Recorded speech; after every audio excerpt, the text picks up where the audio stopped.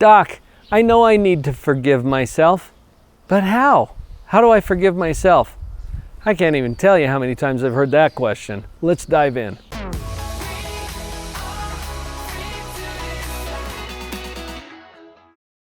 First of all, see your relationship with yourself as just that. It is a relationship. We think of all of our other relationships as relationships. What about this one? Sometimes we'll go out there and be so kind and compassionate and tolerant and forgiving and loving with everyone except for one, where we are cruel and demanding and harsh and judgmental right here at home. See it as a relationship, because that will start to inform you about what you can do to improve that relationship. What is it that's working in all of your other relationships? Compassion, forgiveness, respect, love, right? What is it that's not working? Criticism, judgment, defensiveness. I wonder if we could learn something from that about how to treat ourselves. Now, I'm going to let you in on something that I've learned as a psychologist and in about a half a century on the planet. It's pride. It's pride that gets in our way and keeps us from forgiving ourselves. Here's what I mean. Everybody's got an opinion, right? Yeah. So you have an opinion of you, don't you? Yeah, you do. And I have an opinion of you. You didn't know that, but I do. You're one of my audience members here at YouTube, and I have an opinion about you. Maybe you're somebody that I know a little more closely. Well, I have an even stronger opinion of you then. I've got an opinion, you've got an opinion. Now, do our opinions match? Probably not. Then who's right? Oh, see? You think you're right about your opinion about you, don't you? I got a PhD, and you're taking my opinion and just tossing it out the window as if it's nothing, and you're hanging on to your own. See, we do this. Our own destructive pride has us believing our own opinion above all others, even a professional psychologist. So just notice that that's happening. And you've developed an opinion about yourself, maybe some mistakes you've made in the past. Whoa, pause. Hold on. You've made mistakes? What is wrong with you? Nothing. You're human. Welcome to Earth. That's how we roll here. How many human beings do you know who make mistakes? Do you want to just add them up real quick? How about every last one of them? Yeah, it's universal. We all make mistakes, right? Now you can say that. Maybe you give it lip service. Yeah, we all make mistakes. But then secretly you hang on to this opinion in your own mind that maybe you are a special case, that maybe you aren't supposed to make mistakes, that maybe you don't deserve forgiveness. Can you see how prideful that is? Like you're some kind of special case. In my book, I call this the special case syndrome. And we all suffer from it, so do I. I get a good case of it from time to time. Notice that it's happening. And maybe be humble enough to give up your need to be right in exchange for being open. Because if we're open, that's going to open up some possibilities for us.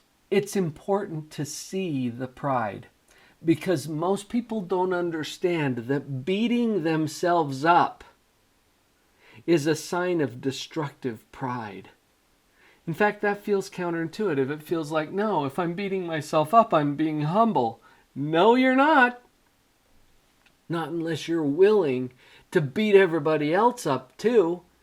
Because if you're beating yourself up, what it means is either you're worse than all those other people, or you're just a special case and you deserve it when they don't. We got a problem with pride going on. And when you see it that way, it's easier to forgive yourself from a place of humility. From saying, you know what? I am a human being. And check it out. One common factor to every human being on this planet is that we all, I know that's a bold statement, but just roll with me here for a minute. We all have strengths and weaknesses, don't we? Yeah. We all do. Question for you. Is that a temporary thing? Nope. Permanent, isn't it? What has your life experience taught you so far? Your weaknesses don't just go away. You don't just overcome them and suddenly you don't have them anymore. Neither do your strengths. You are permanently endowed with strengths and weaknesses, one big package that makes up you. Notice that and accept it. We're not going to get rid of our weaknesses. You don't have to get rid of your weaknesses in order to forgive yourself. Is that news? I hope that you know this and understand it. Because if you're waiting to get rid of your weaknesses, it's going to be a long wait. And I don't think we're ever going to get there. Accept that they're there. You get to forgive yourself with your weaknesses. In the context of your weaknesses. And our weaknesses have us making mistakes. Let's visit that for just a moment. What is the purpose of a mistake? Does it have a purpose? Is it useful at all? Yeah.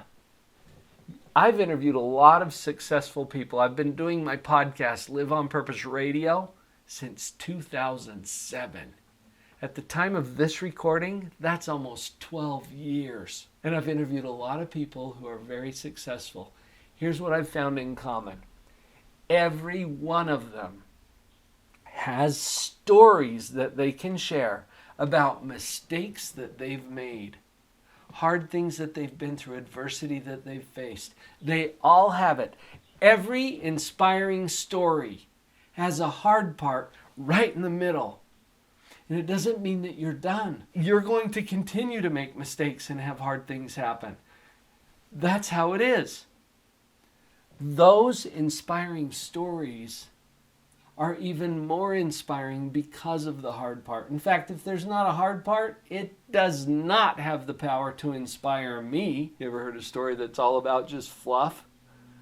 Yeah, no inspiration there. You got to have the hard stuff in there. Mistakes are there to teach us important things. Robert Kiyosaki said it this way. He said, if you really want to succeed, start failing faster. John Maxwell wrote a book called Failing Forward. Are you getting the theme here? It's part of the deal. If you're not willing to forgive yourself for mistakes, you might not be willing to learn what you need to learn from those valuable mistakes. Let's put them into context. They're not there so that we can beat ourselves up over them. They're there to teach us important things and to illuminate the hero that's inside of every one of us. As you rise to the occasion and face the adversity in your own life, it illuminates the hero that you are. You can tell I get fired up about this stuff. It's because I believe in people. I believe in the resiliency of the human spirit. I believe that our mistakes are there for a purpose and that we're all going to make them. What if we just do it on purpose? Experience this life. Allow yourself to make the mistakes. Be quick to forgive and practice the same level of compassion and empathy and tolerance and forgiveness that you would for any other human being on this planet. Quit discriminating against the one most important person in your life. You've got this. You're an amazing human being. And as you accept that, you can make a choice. Let's address that directly. Choose to forgive yourself. Wait a minute, Dr. Paul, is it that easy? I can just choose it? Yes, you can choose it. In fact, try this. get your journal out. Go grab your journal or a notepad or something that you can actually physically write this down, and write down these words. I choose to forgive myself. Write it down. How does that feel? Is that amazing? It actually is a choice. Until we see it as a choice, it's not. I want you to make that choice right now, once and for all, that you will forgive yourself. I choose to forgive myself. And then move forward with power and humility. There's some real power in understanding your own mind. I've created a course just for that purpose. It's called the Positivity Powerup. 6 modules that will help you know how to operate the equipment. PositivityPowerup.com. Check it out.